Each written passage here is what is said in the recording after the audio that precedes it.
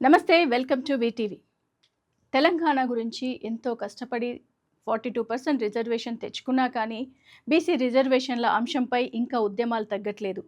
దానిపైననే CM Revanth Reddy 5, 6, 7 ఆగస్టులో ఢిల్లీ వెళ్ళనున్నారు. అక్కడ దీనిపైన ఉద్యమం కూడా చేయబోతున్నారంట. ఆ విశేషాలేంటో ఇప్పుడు మనం తెలుసుకుందాం. తెలంగాణలో బీసీ రిజర్వేషన్ల అంశం ఇప్పుడు రాజకీయంగా కీలక మలుపు తిరుగుతోంది. రాష్ట్ర ప్రభుత్వం బీసీలకు 42% రిజర్వేషన్లు కల్పించాలని కేంద్రంపై తీవ్ర ఒత్తిడి తెస్తోంది. ఈ డిమాండ్ను బలంగా వినిపించేందుకు ఆగస్టు 5, 6, 7 తేదీల్లో ఢిల్లీలో 3 రోజుల పాటు భారీ ఉద్యమానికి సిద్ధమైంది. మరి ఈ ఉద్యమంలో ముఖ్యమంత్రి రేవంత్ రెడ్డితో పాటు మంత్రులు, ఎంపీలు, ఎమ్మెల్యేలు, ఎమ్మెల్సీలు పాల్గొననున్నారని సమాచారం. ఇది తెలంగాణలోని బీసీల హక్కుల పరిరక్షణకు ప్రభుత్వం కట్టుబడి ఉందని చాటి చెప్పే ప్రయత్నంగా చెప్తున్నారు. మరి ఢిల్లీలో ఉద్యమ కార్యాచరణ ఎలా ఉండబోతోంది? తెలంగాణ ప్రభుత్వం రూపొందించిన కార్యాచరణ ప్రణాళిక ప్రకారం ఆగస్టు 5న పార్లమెంట్లో తెలంగాణ ఎంపీలు బీసీ బిల్లుల ఆమోదంలో జరుగుతున్న జాప్యంపై గలమెత్తనున్నారు.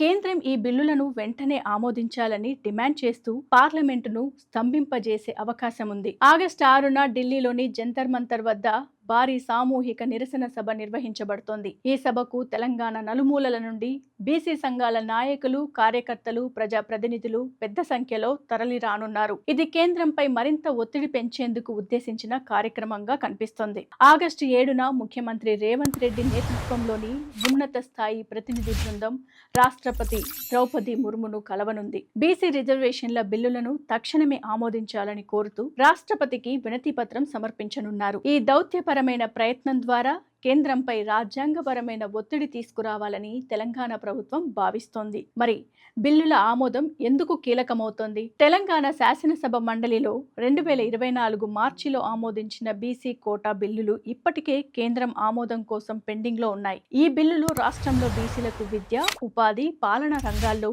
42% రిజర్వేషన్లు కల్పించేందుకు ఉద్దేశింపబడ్డాయి. అంతేకాకుండా మరి 2018 పంచాయతీరాజ్ చట్ట సవరణ, స్థానిక సంస్థల్లో బీసీలకు 42% రిజర్వేషన్ల అమలుకు అవసరమైన ఆర్డినెన్స్లు కూడా కేంద్రం ఆమోదం కోసం వేచి ఉన్నాయి. జూలై 25తో హైకోర్టు విధించిన గడువు ముగియడంతో రాష్ట్ర ప్రభుత్వంపై ఈ బిల్లులను ఆమోదింపజేయాల్సిన ఒత్తిడి మరింత పెరిగింది. ఈ రిజర్వేషన్లు అమలు కాకపోతే రాష్ట్రంలో త్వరలో జరగనున్న స్థానిక సంస్థల ఎన్నికల్లో బీసీలకు తగిన ప్రాతినిధ్యం లభించదు. ఇది బీసీల రాజకీయ, సామాజిక, ఆర్థిక సాధికారతకు తీవ్ర ఆటంకం కలిగిస్తోంది. మరి దీనిపైన పొన్నం ప్రభాకర్ ఎలాంటి స్పందన ఇస్తున్నారో ఇప్పుడు చూద్దాం. బీసీ సంక్షేమ శాఖ మంత్రి పొన్నం ప్రభాకర్ మాట్లాడుతూ కేంద్రంపై ఒత్తిడి తీసుకురావడానికి పలు కీలక నిర్ణయాలు తీసుకున్నామని తెలిపారు. రాష్ట్రం నుంచి 200 మందికి పైగా ప్రజాప్రతినిధులు ఢిల్లీకి చేరుకొని రాష్ట్రపతిని కలుస్తారని ఆయన చెప్పారు.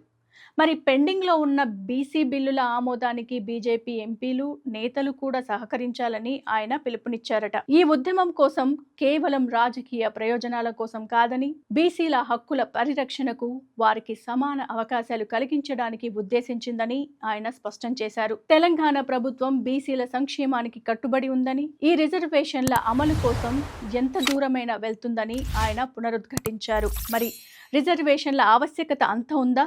మరి రిజర్వేషన్లో ఎందుకు అవసరం అనేది మనం ఇప్పుడు చూద్దాం. తెలంగాణ రాష్ట్రంలో బీసీలు జనాభాలో గణనీయమైన సంఖ్యలో ఉన్నారు. వారికి విద్య, ఉపాధి, రాజకీయ రంగాల్లో తగిన ప్రాతినిధ్యం కల్పించడం ద్వారానే సామాజిక న్యాయం సాధ్యమవుతుందని, 42% రిజర్వేషన్లు బీసీల జీవితాల్లో గణనీయమైన మార్పు తీసుకువస్తాయని, ఇది వారిని ప్రధాన స్రవంతిలోకి తీసుకురావడానికి, వారి ఆర్థిక స్థితిగతులను మెరుగుపరచడానికి సహాయపడుతుంది. ఈ రిజర్వేషన్లు కేవలం సంఖ్యాపరమైన ప్రాతినిధ్యం మాత్రమే కాకుండా బీసీల ఆత్మగౌరవాన్ని, సాధికారతను పెంచుతాయి. తెలంగాణ ప్రభుత్వం ఈ రిజర్వేషన్ల అమలు కోసం చేస్తున్న కృషిని బీసీ సంఘాలు, ప్రజలు స్వాగతిస్తున్నారు. కేంద్రం ఈ బిల్లును తక్షణమే ఆమోదించి తెలంగాణలోని బీసీలకు న్యాయం చేయాలని వారు డిమాండ్ చేస్తున్నారు. ఈ ఉద్యమం తెలంగాణ రాజకీయాల్లో ఒక కొత్త అధ్యయనాన్ని ప్రారంభించనుంది. బీసీల హక్కుల కోసం జరుగుతున్న పోరాటంలో ఇదొక మైలురాయిగా నిలవనుంది. సో చూశారు కదా, బీసీ రిజర్వేషన్లు ఎందుకు కావాలి, ఏం చేయబోతున్నారు అనేది.